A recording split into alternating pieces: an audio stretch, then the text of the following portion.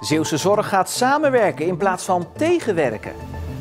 Het is woensdag 3 februari. Dit is Zeeland Nu. Zorginstellingen gaan samen personeel werven. Ouderenwoningen Sluiskil komen maar niet van de grond. En chauffeurs willen weer naar een normale wc. Goedenavond. Zeeland krijgt straks een anders georganiseerde zorgsector. De verschillende grote zorgorganisaties gaan samenwerken in de Zeeuwse Zorgcoalitie.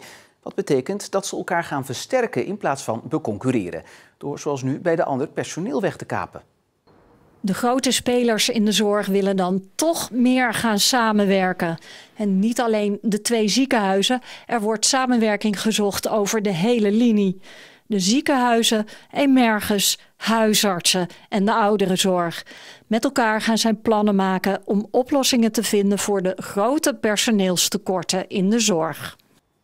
En aangeschoven is Ilja Tuning. Ilja, wat krijgen we nou? Weer plannen om samen te werken? Dat hebben we het afgelopen 10 jaar vaker gehoord. Ja, daar zijn ze misschien wel al langer dan 10 jaar over aan het praten, maar het heeft nog nooit tot concrete plannen geleid. Zelfs niet toen toenmalig minister Edith Schippers 5 jaar geleden naar Zeeland kwam en met haar vuist op tafel sloeg. De irritaties bleven tussen de ziekenhuizen, ADRZ, de ouderenzorg, het ziekenhuis en de huisartsen.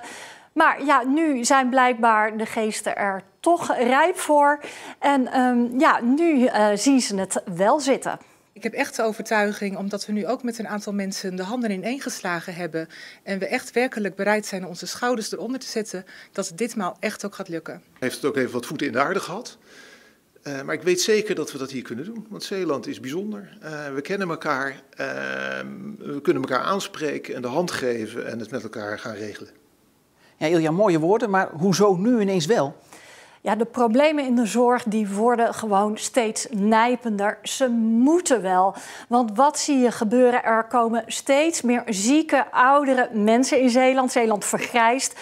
En tegelijkertijd is er een heel groot personeelstekort in de hele zorg. Dus hoe ga je straks met minder mensen veel meer mensen zorg geven? Dat is een enorme opgave. Ja, en daar hebben ze nu over gepraat en daar gaan ze nu creatieve oplossingen voor bedenken.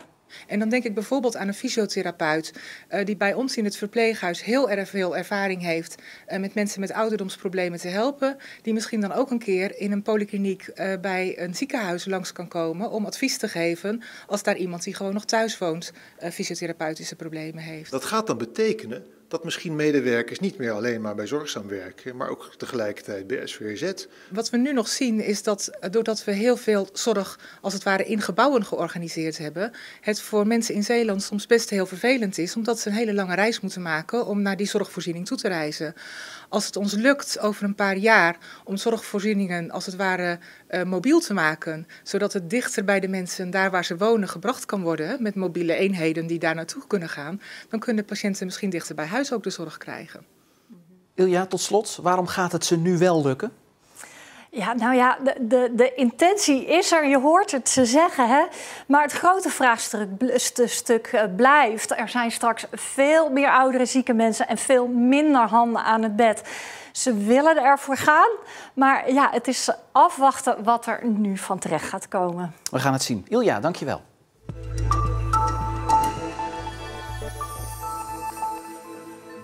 Sinds november vorig jaar was het aantal afgenomen coronatesten in Zeeland niet zo laag als afgelopen week. Er zijn vorige week ongeveer 4800 testen afgenomen, een daling van 20% in vergelijking met de week ervoor. De GGD Zeeland vermoedt dat de datalek in het GGD-systeem, waarbij contactgegevens van geteste mensen zijn doorverkocht, één reden is voor mensen om zich niet meer te laten testen. De horeca blijft zeker nog een maand dicht, heeft het kabinet besloten. En dat nieuws kwam hard aan, zo ook bij deze ondernemers in Oostburg. Verschrikkelijk, ja. Zeker omdat er heel weinig steun is. Zeker voor startende ondernemers. Want om in aanmerking te komen voor steun moet je aantonen dat je op 1 februari vorig jaar stond ingeschreven met je bedrijf. Maar Regine en haar man openden pas 3 dagen na deze peldatum en krijgen dus niks. En dat voelt oneerlijk. Kijk, het coronavirus moet weg en er moeten maatregelen getroffen worden. Maar dan vind ik ook dat ze alle bedrijven op één lijn moeten trekken. En niet de ene krijgt wel een vergoeding en de andere krijgt geen vergoeding. Regine en haar man leggen zich niet neer bij de situatie en hebben beide een andere baan aangenomen om hun personeel en vaste lasten te kunnen blijven betalen. Je ligt er toch wel eens wakker van 's nachts. Het moet geen 4 maanden niet meer duren. Pak 3 maanden. Want dan houdt het toch wel op, denk ik. Zeeuwse akkerbouwers zijn blij met het besluit van de minister van Landbouw dat drempels op kleigronden voor de aardappelteelt niet verplicht worden. De minister wilde met deze maatregel voorkomen dat bestrijdingsmiddelen zouden wegcijpelen in de grond. Maar dat heeft volgens de boeren op de Zeeuwse kleigrond helemaal geen zin en zou daarbij de opbrengst verlagen. De verplichting geldt nu alleen nog voor akkerbouwers op de zandgronden. Zeeuwen zijn overwegend positief over hun provincie. Ze wonen er fijn en waarderen de ruimte, maar carrièrekansen en het winkelaanbod wordt als minder beoordeeld. Dat zijn de belangrijkste en niet geheel verrassende conclusies van een onderzoek van ZB Planbureau. Overheden gebruiken deze uitkomsten bij het maken van nieuwe plannen. En het grafmonument in de kerk van Stavenisse is toe aan een restauratiebeurt. Het monument is aangetast door het zoute water van tijdens de watersnoodramp, maar ook door het zout wat in het grondwater zit. Dat is hier duidelijk te zien, hier op de hoek. Dan zien we dat het marmer wit wordt. Ja, en dat is degradatie van het marmer. De kerk heeft niet voldoende geld om de restauratie te betalen en wil daarom een subsidie. Want het is naast een belangrijk monument een van de bekendste werken van beeldhouwer Rombout Verhulst. Dit is een van zijn mooiste werken, mogelijk. Zo wordt het ook aangemerkt door de kunsthistorici. Dus het zou ontzettend jammer zijn als dit niet gerestaureerd zou kunnen worden. Voor de restauratie is rond de €600.000 nodig.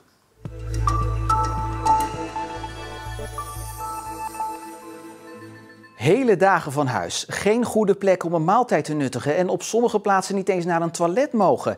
Ook vrachtwagenchauffeurs hebben het niet makkelijk in tijden van corona. Maar het kan beter, want volgens de chauffeurs is het in het landen om ons heen veel beter geregeld. Nu nog even naar Zevenbergse Hoek, uien laden bij een boer en ja, die moet ik nog even terug naar Schravenpolder brengen. Dan mag ik ze lossen. Mark Meijer uit Leeuwendorp is al ruim 30 jaar chauffeur. Vandaag werkt hij redelijk dicht bij huis en rijdt hij op en neer van Brabant naar Zeeland om uien te vervoeren. Gisteravond ben ik aan Zevenbergse Hoek bij de Gouden Leeuw gestrand. En ja, daar heb ik mijn afvalmaaltijdje genuttigd in de auto. Wel te verstaan natuurlijk, want ja, tegenwoordig mag je nergens meer naar binnen. Dat is geen leuke ervaring. Waarom niet? Ja, je zit al een hele dag in zo'n auto en ja, je slaapt er ook in. En ja, we moeten er nu ook in eten eigenlijk noodgedwongen. Helaas, hier in Nederland ja, zijn ze streng wat die regels betreft allemaal. Want hier mag hij een bak koffie halen, maar daarna moet hij gelijk de winkel uit zijn. Mark rijdt regelmatig door Frankrijk en daar is het heel anders geregeld. Wegrestaurants zijn daar op bepaalde tijden open, alleen voor chauffeurs. Ja, dat is met name omdat dus, de Franse chauffeur gezegd heeft tegen de regering van leuk en aardig allemaal, maar wij willen gewoon normaal aan de tafel kunnen eten, zodat we ook nog eens een keer uit de vrachtwagen kunnen. Doe je het niet, dan gooien we het land plat, dat dus de supermarkten binnen 1 of 2 dagen leeg zijn. Mijn punt is dan eigenlijk wel van, ja, doe de restaurants terug open voor de chauffeurs. En die mening wordt gedeeld. Uit een enquête van de Monitor en vakbonden onder zo'n 1000 chauffeurs blijkt dat 85% vindt dat er door de coronacrisis te weinig voorzieningen zijn in Nederland. Op het moment worden we eigenlijk overal naar buiten gekeken. Ik bedoel, maar op grote bedrijven, of grote districtcentra's waarover komen. Ja, wil je naar het toilet en je vraagt fatsoenlijk of je naar het toilet kan, dan is het van ja, daar staat een Dixie. Ja, sorry, maar ja, ik ben geen persoon die op een Dixie gaat zitten. Gelukkig zijn die problemen vanavond niet aan de orde, want het thuisland is in zicht. Ja. Dat moet goed voelen, toch? Ja, tuurlijk. En zeker als je dan op huis aan gaat. Hè. Ik bedoel, maar dan krijg je toch weer een klein beetje dat, ja, hoe moet ik het zeggen, onderbuikgevoel. Lekker naar je vrouw, naar je meisje. Maar als je dan een hele week van huis weg geweest bent, dan, ja, dan is het gewoon fijn thuiskomen.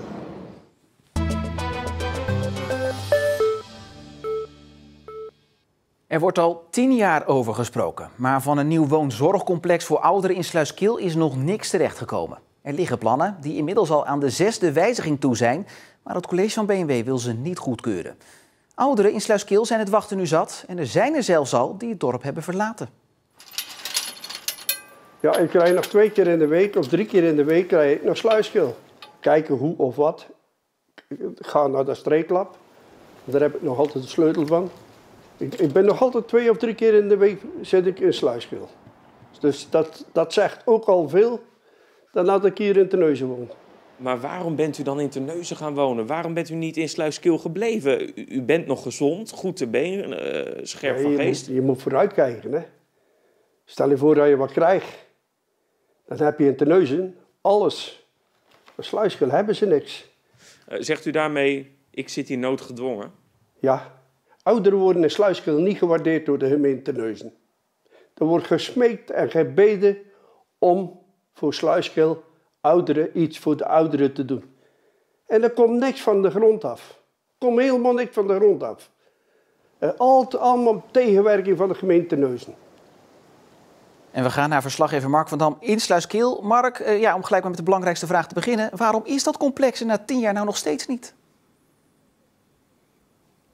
Ja, de gemeente en de projectontwikkelaar kunnen het maar niet eens worden met elkaar. Nu gaat het bijvoorbeeld weer over het woningcontingent. Het aantal woningen dat gebouwd kan worden in Sluiskil is heel beperkt. En dit project zou van die ruimte te veel opslokken. Ja, behalve problemen met de projectontwikkelaar zouden er ook problemen zijn met het geluid. Hoe zit dat?